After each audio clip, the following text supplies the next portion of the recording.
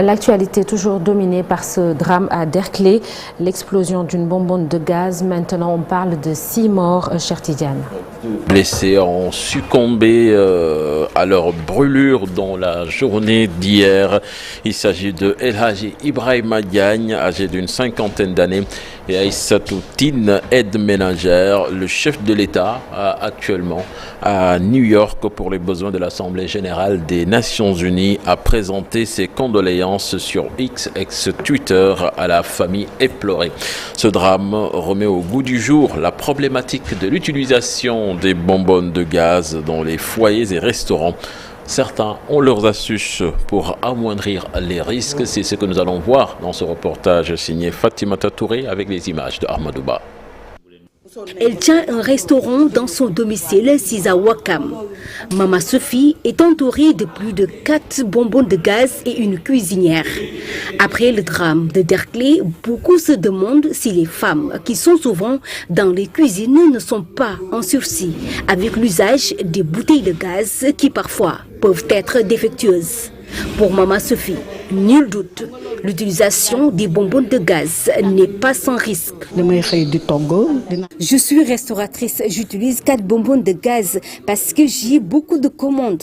Je pense que le drame qui s'est passé à Derklé doit tous nous interpeller. Certes, c'est un accident, mais les gens doivent faire attention avec l'utilisation du gaz butane.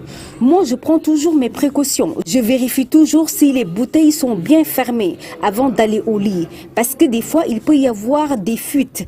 Il m'est arrivé un jour d'ouvrir une bonbonne et subitement, il y avait une fuite de gaz qui s'est propagée dans la cuisine. Vous voyez le danger. Parfois, certains allument d'abord le feu avant de tourner le brûleur. Ce n'est pas la bonne méthode et c'est très dangereux.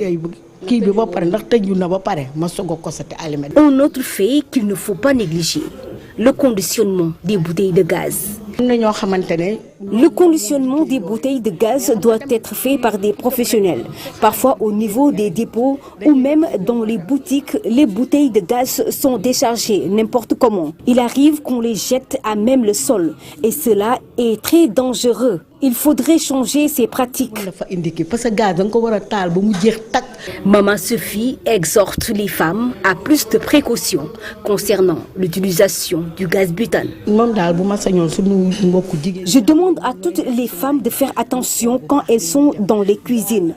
Le gaz butane ne doit pas être à côté d'un fourneau plein de braise. L'utilisation du téléphone portable aussi est à bannir. Les bonbonnes de gaz butane causent souvent des accidents domestiques. Le dernier en date, ce vendredi, à Derklé, où 5 personnes ont péri. Merci beaucoup Fatima Touré. Une autre tragédie, la mort du jeune réalisateur originaire de Saint-Louis. Son père réclame une enquête. Il était embarqué dans une pirogue de migrants clandestins pour tourner son film d'Adgal. Finalement, il a succombé en mer. Son père, comme vous l'avez dit Nata, veut une enquête sérieuse. On voit cela dans cette correspondance signée Ousseynou Diop et Habib Seck. Une mort tragique, une perte énorme pour les parents de Doudou Diop. Le jeune réalisateur, passionné du 7e art, qui tentait l'émigration clandestine pour réaliser son film d'Adgal, a finalement succombé en mer. Ce qui a provoqué la tristesse dans cette famille. Sandiri Diop, son père, témoigne. Il y a des rescapés qui sont là, je lui ai demandé, il a donné des noms de Diop. Je n'ai pas vu le nom de mon fils. Donc je me suis dit que Doudou est décédé. Après sa mort, selon les témoins, son corps a été jeté dans l'océan par les convoyeurs. C'est surtout ce qui irrite son père, qui ne peut plus dormir depuis des jours. Les gosses ont commencé à mourir. On les jette en mer. C'est après que les Marocains les ont accueillis, les ont secourus, la marine marocaine. Doudou laisse derrière lui un film qu'il avait déjà entamé. Et paradoxalement, dans ce film, il parlait de l'émigration clandestine. Parce que lui, il était parti pour faire un tournage. Et moi, vraiment, je ne savais pas qu'il va voyager à bord d'une pirogue pour faire un tournage. Dans la maison, les outils de travail du jeune artiste sont toujours rangés dans sa chambre. Son ordinateur est constamment posé sur la table, les livres de son choix bien rangés. Sa famille veut garder ses souvenirs pour l'éternité. C'est un peu difficile, c'est triste. C'est un gosse vraiment ambitieux de son travail, un gosse calme, un gosse pieux, qui ne m'a jamais fait du mal. 111 personnes étaient dans l'embarcation, mais finalement, seules 20 d'entre elles ont survécu, dont 4 du même quartier que Doudou. La mort de Doudou Diop a plongé les acteurs culturels de Saint-Louis dans l'émoi et la consternation. Et puis ce contrôle d'identité qui vire au drame à Ngor. Ndeye Marie Gueye a perdu la vie dans des circonstances troublantes. La commerçante qui opérait sur la plage, selon les témoins, a été appréhendée suite à un contrôle d'identité des éléments de la gendarmerie de Ngor qui étaient en patrouille sur les lieux. Elle a fini par rendre l'âme. Son corps est actuellement à la morgue. Sa famille attend les résultats de l'autopsie. Parlons de toute autre chose à présent avec le Maolo de l'État qui met 4,5 milliards pour régler les problèmes d'eau dans la cité religieuse de Tivaouane. Donc à quelques jours du Gamou, le ministre de l'eau et de l'assainissement ainsi que le directeur de la SONES sont descendus sur le terrain pour s'enquérir de l'état d'avancement des travaux de construction de nouveaux forages. Le ministre rassure, Tivaouane sera bien approvisionné en eau potable. Cher Ante Diop, c'est la tire. Il s'agit de la construction de 4 nouveaux forages qui auront une capacité de 11 000 m3 par jour et un château d'eau avec une capacité de stockage de 2 000 m3. Ils permettront, selon le ministre de l'eau et de l'assainissement, de résoudre la question de l'approvisionnement en eau potable de Tivaouane. On a plusieurs sources d'approvisionnement de Tivaouane par l'adducteur du lac de Guiers numéro 1 qui vient du lac de Guiers, l'adducteur du lac de Guiers numéro 2 et par aussi une batterie de forage. Nous avons aussi plus que doublé la capacité de stockage.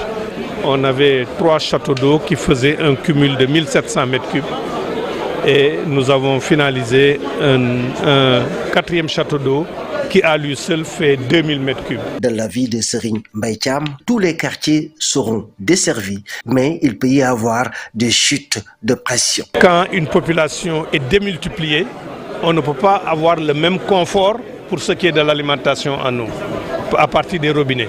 C'est la raison pour laquelle nous avons un dispositif d'appoint constitué par les camions-citernes qui font le tour en cas de manque d'eau et puis éventuellement des bâches à eau qui seront installées dans certains domiciles. Cette année, des efforts sont consentis pour améliorer l'assainissement de la cité religieuse. Le Namawlout aura lieu pendant la saison des pluies. On ne peut pas dire qu'il y aura 0 inondation, mais nous avons mis en place des dispositifs de pompage qui permettent d'atténuer ces effets-là. L'État a débloqué 4,5 milliards pour régler le problème d'eau à Tivaouane. Le porte-parole du Khalife Serigne Mbaye Sy Abdou a manifesté toute sa satisfaction. Il a vivement remercié le président Macky Sall. Et nous passons à l'actualité des sports, cher Tidiane Diao, pour parler de la Coupe du Monde de football. Des malentendants, les Lions bloqués à Dakar, faute de billets d'avion. Au dernier moment, ces Lions vont voyager donc ce jeudi à 8h, mais dans des conditions difficiles. Ils risquent d'arriver à la veille de leur premier match. Nous écoutons leur coach Souleymane Barofomba, joint par Chérifia. Bonjour, c'est Souleymane Barofomba, l'entraîneur de l'équipe nationale des sourds du Sénégal. Donc actuellement la situation a un peu changé, donc ils nous ont envoyé des billets, donc ils nous ont dit qu'on va voyager demain jeudi à partir de 8h, donc arriver en Malaisie le vendredi à 17h et on joue le samedi 23, donc on va arriver le 22 et jouer le 23 à 20h30. Donc c'est très compliqué. Même avoir les équipements, on a des problèmes encore. Donc c'est la fédération qui nous a donné 2 jeux d'équipement. On n'a pas de blouson. Même les chaussures, c'est les joueurs qui gèrent ça. Donc c'est compliqué. Et on prépare une compétition de haute facture. C'est la Coupe du Monde.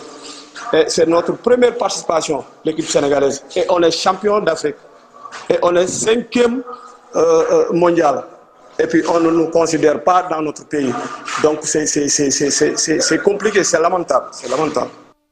Voilà, c'était le dernier élément de ce bulletin d'information sur Nanata. Merci beaucoup, cher Tidiane Diao. La deuxième tasse actu, ce sera tout à l'heure en Wolof et sous forme de brève.